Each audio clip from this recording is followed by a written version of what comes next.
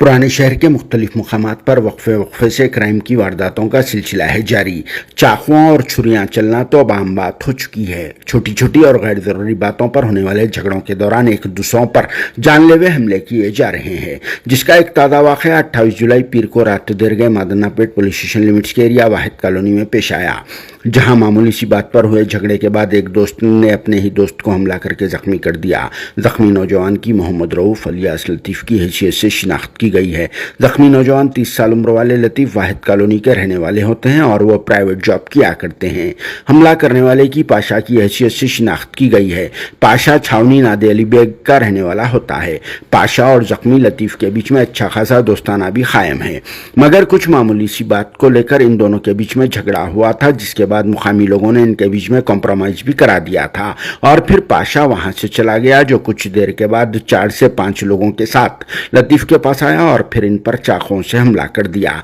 जिसके नतीजे में लतीफ़ शदीद तौर पर जख्मी हो गए, जिनकी पीठ में गहरा जख्म आया और फिर पाशा अपने साथ लाई हुई एक तलवार को स्पॉट पर ही छोड़कर फरार हो गया। इस वाक़े की इत्तला के फौरी बाद पुलिस के आला अहदेदारों ने स्पॉट पहुंचकर यहां का तफसीली मुआयना किया और फिर स्पॉट पर से एक तलवार को जब्त करके जख्मी नौजवान लतीफ़ को इलाज के लिए उस्मानिया अस्पताल शरीक कर दिया, जहां जख्मी लतीफ़ के भाई मोहम्मद नसीरुद्दीन ने दिया है मुख्तसर सा बयान और सुनाई है तफसील,